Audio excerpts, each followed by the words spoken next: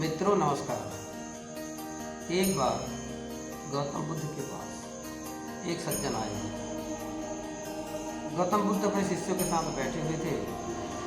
सज्जन ने उनको साष्टांग प्रणाम किया और कहा, हे भगवान बुद्ध,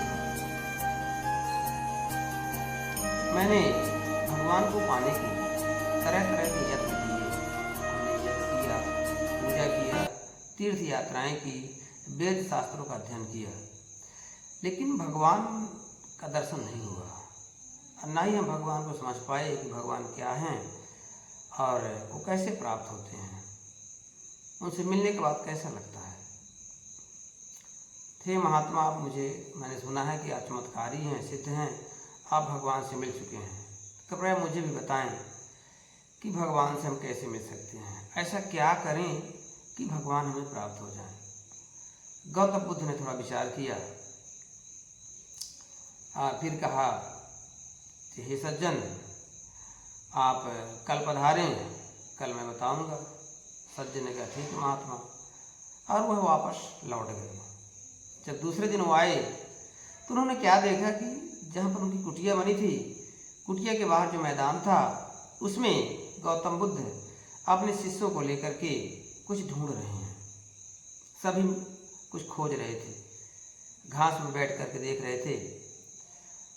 तो शिष्य आकर कहता है, जो सज्जन जो जिनको आना था, उन्होंने कहा कि हे महात्मा, आज आपने हमें बुलवाया था यह बताने के लिए कि भगवान कैसे मिलेंगे, तो बताइए।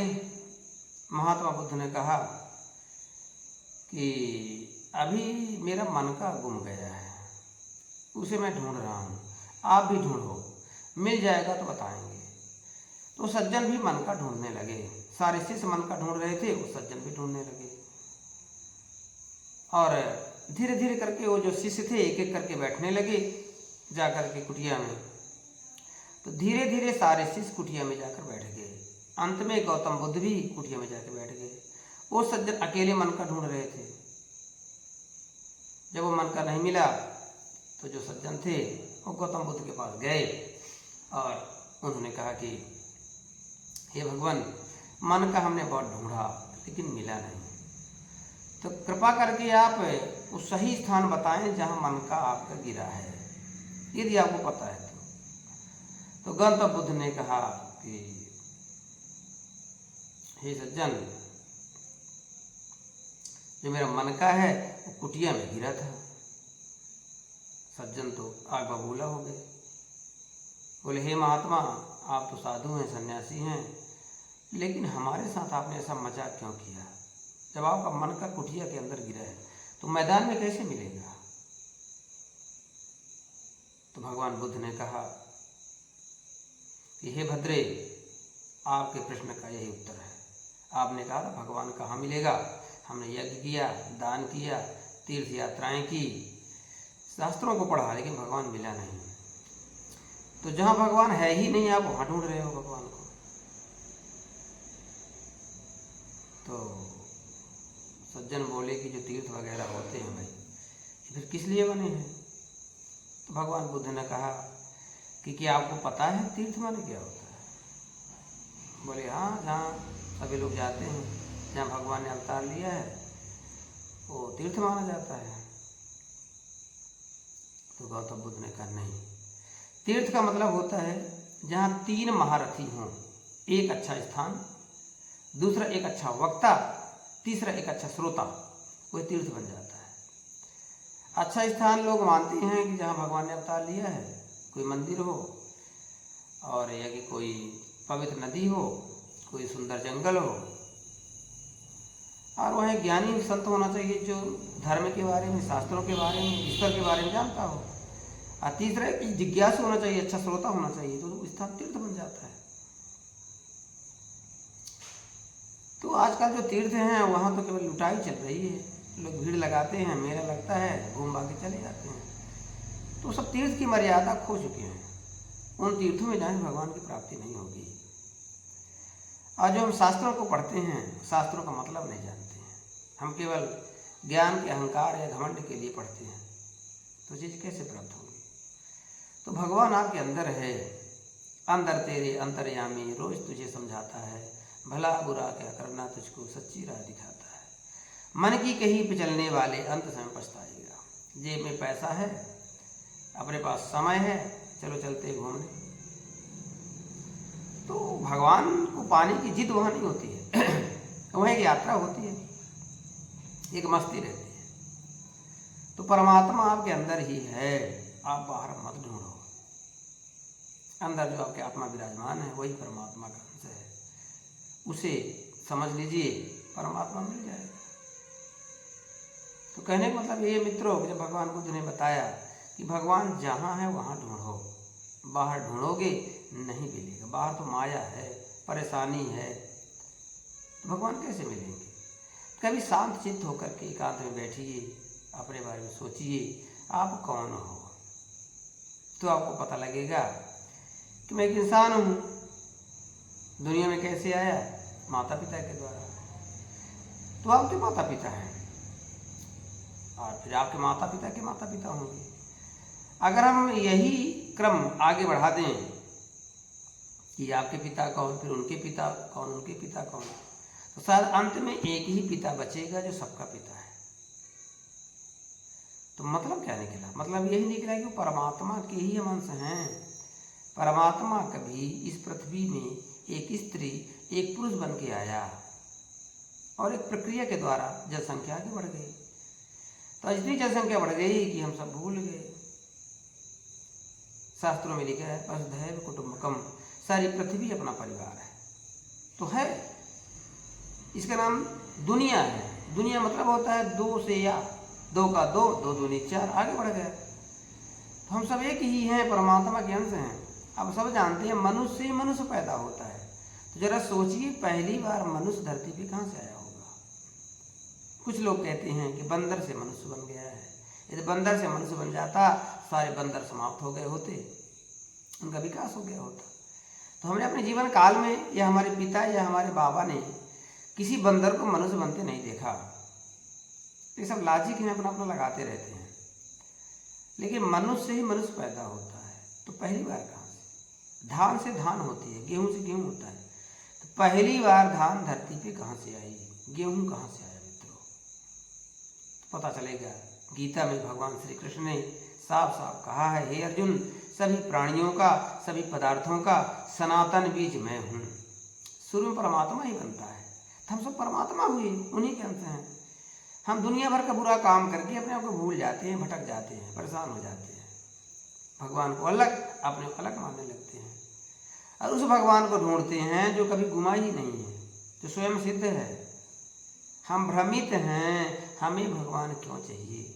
कभी विचार गई सच्चे मन से कि भगवान हमको क्यों चाहिए। अचानक प्रकट हो गया भगवान, तो हम क्या मांगेंगे, और जो मांगेंगे वो कब तक रहेगा।